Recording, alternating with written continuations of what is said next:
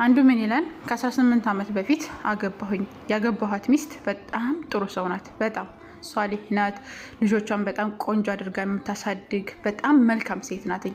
ለእኔ ምርጥ ሚስት ነበረች። ቤተሰብ መሰረትኩኝ። አልሐምዱሊላህ። ቤቴ በጣም በፍቅር የተሞላ ደስ የሚል ቤት ነበረ።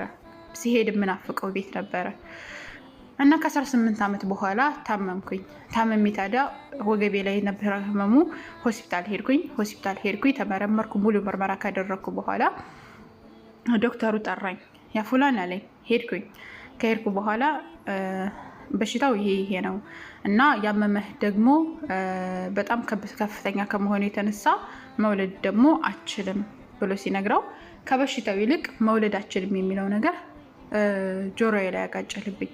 ከሷ 4 ወልጃለሁ። 3 ወንድ ልጅ እና 1 ሴት ልጅ ወልጃለሁኝ።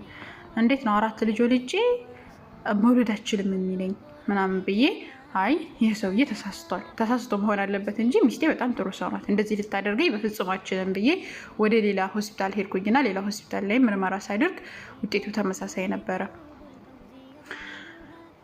ሰውነቴ እየተረገፈገፈ ነው። በቃ ሂጄ ሚስቴ መግደል ነው ወይስ ምን ማድረግ ነው ያለብኝ? ልጆችን ልግደላቸው ወይስ ምን ላድርግ የሚለው ነገር ሸይጣን ይወሰውሰኛል። ነገር ግን ይህንን ከማድረግ በፊት መመርመር ፈለግኩኝ። ዲኤንኤ ልጆቼን መመርመር ፈለግኩኝ። ከዛ በተኙበት ፀጉራቸውን ቆረጥኩኝና ዲኤንኤ አስመረመርኩኝ።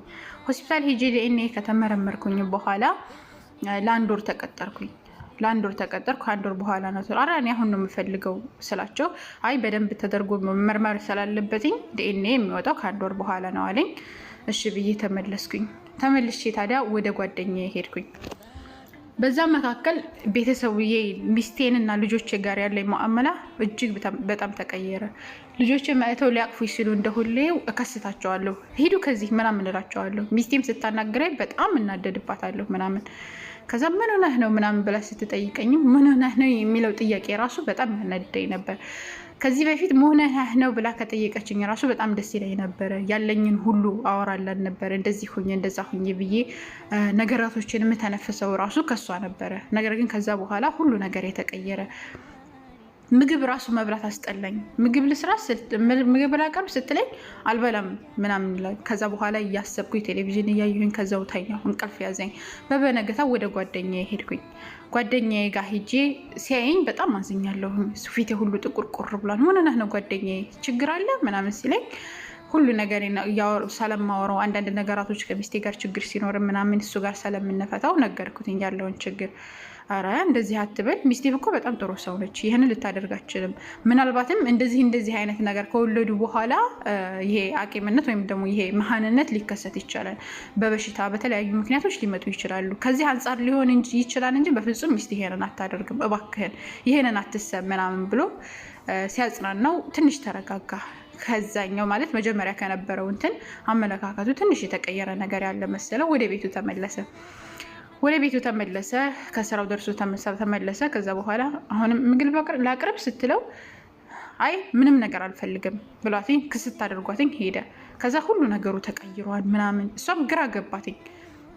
ለልጆቹም ያለው በፊት የነበረው ማንነቱ ተቀየረ፣ ከእሷም ጋር ያለው ማንነቱ ተቀየረ። ከዛ በኋላ ከዕለታት አንድ ቀን ከሆስፒታል ሄዶ ይሄ ዲኤንኤው ደርሷን ወይስ አልደረሰም የሚለውን ከወር በኋላ ማለት ነው ሄዶ ሲጠይቃቸው አይ ከሳምንት በኋላ ና አሉትኝ።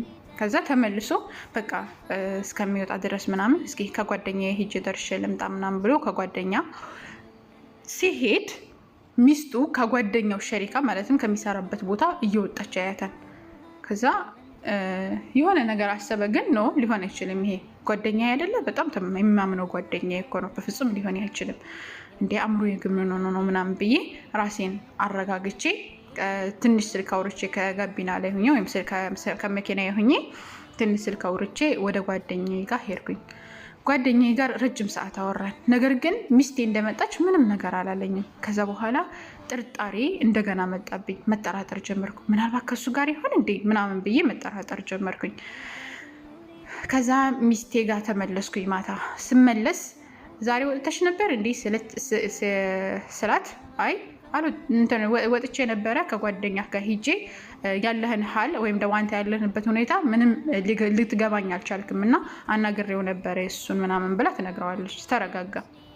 ከዛ ጓደኛው ጋር ሄድና በጣም የምትጠራጠር ከሆነ ለምን ካሜራ ከቤት አታደርግም አለው። ከዛ በኋላ ካሜራ ከቤቷ ያደርገን ማለት ነው። ሰውየው ከቤቷ ያደረገ ካሜራ እሺ ትክክል ነው እኮ ምናምን አለና ከዛ ካሜራ ከቤቷ አደረገ። ከዛ በስልኩ መከታተል ጀመረ። ቤቱ ምንም ነገር አይመጣም። ሴትዮዋም ከቤት አትወጣም። ቢከታተላት ምን ቢላት ምንም አዲስ ነገር አላገኝም። ከዕለታት አንድ ቀን ታዲያ ማለትም ከ4 ቀን ከ5 ቀን በኋላ የሆነ ዶክተር ይገባል። ዶክተር ወደ ቤታቸው ማለት ነው። ከዛ እሱ ከጓደኛው ጋር ነበረ ሻይ እየጠጡ ታያለህ ዶክተር እኮ እየገባ ነው ወደኛ ቤት ምናምን አለ። ከዛ በኋላ ቀጥታ ወደ መኝታ ቤቷ ሲገባ ያያል በካሜራው ማለት ነው። ከዛ በጣም ተናደደ። ከዛ ተናደደ ሄጄ እገላለሁኛል እና ሽጉጡን ያዘና መሮጥ ጀመረ ማለት ነው። ከዛ ሄዶ ከመኝታ ቤቱ ሲገባ ዶክተሩና ሴትዮዋ ከመኝታ ቤቱ ያገኛቸዋል። ምንም ነገር አላስተዋለም ምናምን ቀጥታ ዶክተሩን መግደል ነው የፈለገው። ዶክተሩን አነጣጥሮ ሊተኩስ ሲል ጓደኛው አብሮ ስለነበረ እንትኑን ይሄ ምንድነው እንትኑን እጁ ምትት ሲያደርገው ሽጉጡ ይወድቃል ማለት ነው። ከዛ ሽጉጡ ሲወድቅ እዛ ላይ ሲጣሉ ምን ሲሉ ዶክተሩ አረ ተረጋጋ እባክህ ልጅህ ታሞ እኮ እዚህ የመጣሁት እኔ ልጅህን ለማከም ነው እባክህን ይሄ ነገር ሊሆን አይችልም እባክህ እንደዚህ አታርግ እንደዚህ የሚያጠራጥር ቢሆን ኑሮ እንደዚህ ያልመጣም ነበር እና ልጅህ ታሞ እባክህን ልጅ ስለታመመ እሱ ላክም ነው የመጣሁት ምናምን አለው። ከዛ ዞር ሲል ልጁ ታንጋሎ ተኝቷል። ከዛ ጠጋ ብሎ ዶክተሩ ሲያዩ ልጁ ህይወቱ አልፎ ነበር። እንደዛ በሚጨቃጨቁበት መካከል እና በሚያስረዳበት መካከል ልጁ ህይወቱ አልፎ ነበር። እየተቃሰተ ነበር በሰዓቱ ማለት ነውና ሰውየው በዛን ሰዓት ምንም አልመሰለውም። ልጅ አይደለም ምናምን አለ ሰው ማለት ምክንያቱም ደንዝዞ ነበረ። በቃ የሚያደርገውን ነገር እያወቀ አይደለም ምናምን ድንዝዝ ብሎ ነበረ። ከዛ ልጁም እንግዲህ ተቀበረ። ህፃኑ ልጅ ማለት ነው ተቀበረ። ሁኔታዎች አተስተካከሉ ምናምን። ከሳምንት በኋላ እንግዲህ እንደተባለው ሳምንቱ ደረሰ። ሄዶ ዲኤንኤውን አመጣ። ዲኤንኤውን ለመከፈት በጣም ቸኩሎ ነበረ። ከፍቶ ሲያዩ ከጓደኛው ጋራ ሙሉ በሙሉ የሱ ልጆቹ ናቸው። ነገር ግን እሱ ለምንድን ታዲያ እኔ እንደዚህ ሆንኩ ሲላቸው አይ ትንሽ ኦፕራሲዮን ተደረገ ይሄ ነገር የሚድን ነው ይሄ ከጊዜ በኋላ በበሽታው ምክንያት የመጣ አለመውለድ ችግር እንጂ መጀመሪያም የነበረ አይደለም ብለው አስረዱት ማለት ነው። ከዛ በኋላ በጣም አለቀሰ። ወይኔ ልጅ አለ ልጅን ገደልኩትኝ እኔ ልጄን የገደልኩትኝ እያለ ሚስቱን በመጠራጠሩ ልጁንም በመግደሉ በጣም ተጸጸተ። ለሐያተ ሊመን ትናዲ ከዛ በኋላ ምንም ጥቅም የለውም መጸጸቱ ማለት ነው። ከዛ ከልጁ ቀብር ሄደ፣ አለቀሰ። ከልጁ ቀብር ሆኖ ይሄንን ታሪክ የጻፈው ማለት ነው።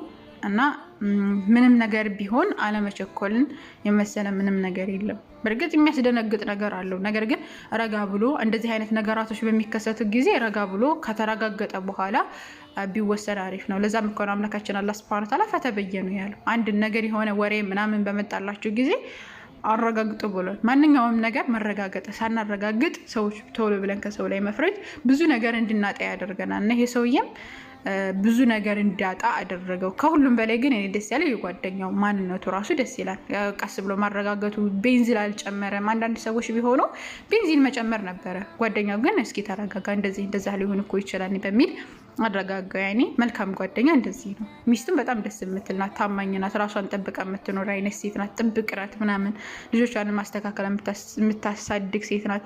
ችግር ሲኖር ራሱ ለመፍታት ሞከረች። የአይሆንላት ሲል ራሱ ከጓደኛው ሄዳ እባክህን እስኪ ምከረው አይነት ነገር እንደዚህ ብቻ በጣም ደስ የምትል ሚስት ናት። ሚስቱ ራሱ ብዙ ነገር ትመሩበታላችሁ ብዬ ተስፋ አደርጋለሁ። አላህ ያህፈዝከው። አሰላሙ አለይኩም።